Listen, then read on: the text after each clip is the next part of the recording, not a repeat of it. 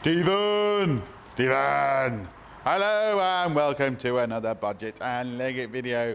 We have Stephen joining us today and he is holding a load of tools that I use for brake jobs. So let's get into it. Right, I recently did a video on wheel bearing on the back of a Hilux Jeep and people were saying, oh, you can use this tool, you can use this. It was an old video. I have obviously, it was a really old video and I have a lot more tools since. So I'm going to show you some of the tools I use for doing brake jobs. Now, depending on what you're working on, depending where you are, you're going to have different tools. You know, it just is the way it goes. But these are some of the tools that I use. I am missing a couple. I'm trying to get a big, huge brake bleeder at the minute. I'm working on that. Should hope to have that shortly. But apart from that, this is more or less everything that I need for doing brakes in general. Right, we'll just start from the top. This is a new addition to the fleet because Peter Jones, not the Dragon, well, he might be the Dragon, I don't know. If he is, send me a check. He said when he does brakes, he puts masking tape over the shoes to stop dirty fingerprints getting on them, stopping you have to clean them. Fantastic idea. So I'm going to be using that. We have just an Allen key. So you don't particularly need this. I think this is a 7mm Allen key, but it's just handy to have kind of a grip and just to crack off some of the Volkswagen stuff. You can just use a normal Allen key or the one on a ratchet, but sometimes having something like this is just makes things a little bit handier. Now, believe it or not, we have some very small spanners in here, like really small. It goes to like 2mm, I think. Or was it 3mm? But some of the bolts behind some of the brake cylinders, I've often, not a lot mine, but I have used the slightly bigger ones on them just to kind of get them off if they're in a really awkward position, because these, as you can see, are super thin and they just kind of get in there. So that's handy. Now these are brilliant. These are Facom D97A, and what this is for is the spring on the actual brake line to hook up to the shoe is really awkward to kind of separate sometimes. Right, so what it's really good for is when you've got a brake line like this, this goes in between the actual nub and the spring, and as you can see, it opens it up to allow you to slip this into the shoe a lot easier rather than struggling with it. Fantastic piece of kit. Right, these next tools do the same thing, just different sizes. But when you have the little spring and the little cap that holds the shoe down onto the actual plate, there's a little pin that normally goes through here. This fits over the top of it, allows you to compress the spring and twist it and gets it out. Really handy.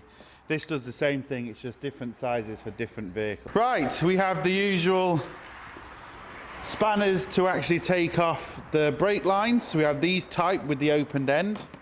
I also have these type, which I really like, which actually open up, but it also allows you to ratchet and it gives you a grip all the way around rather than just missing out the top. So they're just spanners to take off the brake lines.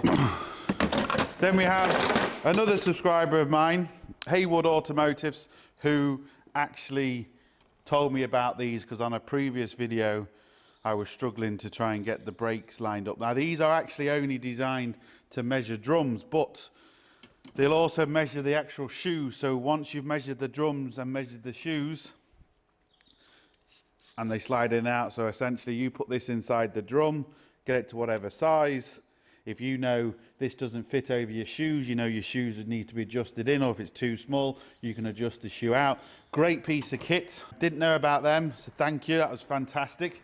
But also, this is like a handmade tool, and this allows you to go into the back. Once the hub is on, this allows you to go back and actually adjust the brakes once the hub's on, but not every car you can do that.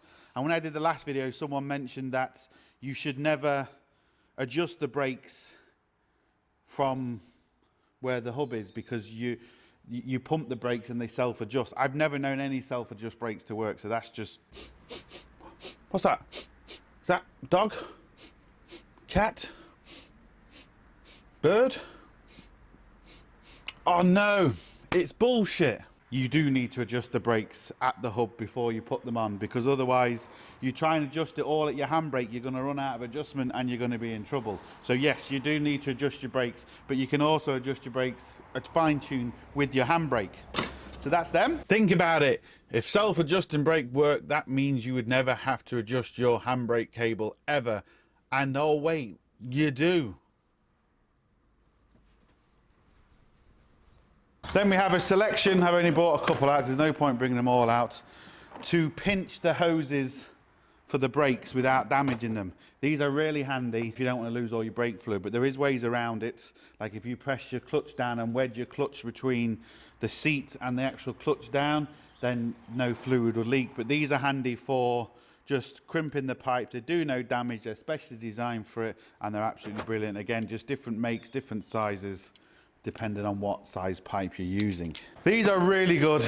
These are for putting springs on. I did a separate video just on this Spice Pickavant one. Put the link in the description for that, but these are absolutely fantastic. They allow you to put this on the shoe, hook the spring around here and just press it and it'll hook in without you having to flick springs in your face and all sorts. They're absolutely fantastic. This is the snap-on version.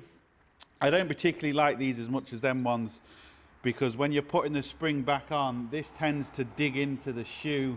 It's not the end of the world, but this one has a wider pad and is just better. But the snap-on does a few extra bits at the bottom for releasing springs and putting them back on and stuff. But again, they are fantastic. They can save the springs popping in your face, saves you using pliers and absolutely everything. They are unbelievable. Great piece of kit. And these ones especially, they are very, very cheap for what they are. Now we have a couple of pins, tools. So for the cars with 4-pod brakes and stuff that you need to push the pins through to slide the pads out, that's what these are for. They have little nubs on the end so they don't squash the pin, or they don't mushroom the pin at the end so you can't get it out. These are Spice Pickavant as well. Again, loads of different ones you can get of these. Then we have just pliers. These are really good for all sorts of things, not just brakes, but with them being adjustable, especially these ones, you can slide down, and these can push back pistons nice and easy without damage, without doing, you know, they're fantastic. These are a Beta 376-410, and then these are the Facom adjustable pliers. I don't think there's any numbers on this, or there is, can't quite see that. But anyway, they're the Facom ones. Now for the older cars, these are some spanners you need to adjust the actual brake shoes, because they're a square fitting, as you can see. Now there's loads and loads of different types, you know, even a hexagon shape, square. They're just absolutely loads and loads depending on your car. Now I'm talking like old Land Rovers and, you know, the older cars. You wouldn't use these on a modern car, but again, you'd be surprised just how much these come in handy for all sorts of things. But they are originally designed for adjusting brakes on the older cars. So just loads and loads of them. Now last but not least, I haven't shown this on my channel, but I will be showing it shortly once I get my big brake bleeder, because this is kind of the most important thing. Whenever I do any brake job or even service or look at a car, I will test the brake fluid first, because that is so important. This actually is a brake boil tester, so it actually boils the brake fluid so you can get a proper reading whether it's good or bad. Now, I take 2 readings, one from the actual reservoir at the top, but what happens sometimes is people top up the reservoir. So if you just test the reservoir, if someone's just topped it up, it's going to test good.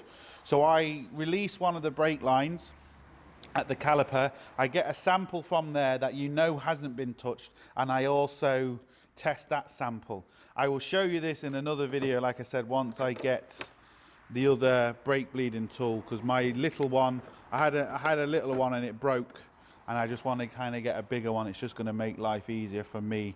Not for your average DIYer, but, you know, believe me, it makes life easier. So that really is kind of the most important stuff. Again, this is not for the average DIY, because these are quite expensive, or they're stupidly expensive, but they are fantastic. And I can then properly test someone's brakes and tell them exactly. There's even a list here of a chart of some of the cars, what they should be brake boiling at and stuff like that, you know. But again, I'll go through all that in another video. Sorted. So there we go. Ooh, look at this. So it's goodbye from me, goodbye from Stephen. Hope this video helped. Some of the tools I use, you know, like I said, depending on where you are in the world, you might use different tools, but it'll give you an idea. So I hope it helps. Thumbs up, subscribe, all the usual. Don't forget, we're now on Patreon and Coffee. Links up here, links down below, but most importantly, don't forget, get your hands dirty. See you for the next one. Sorted.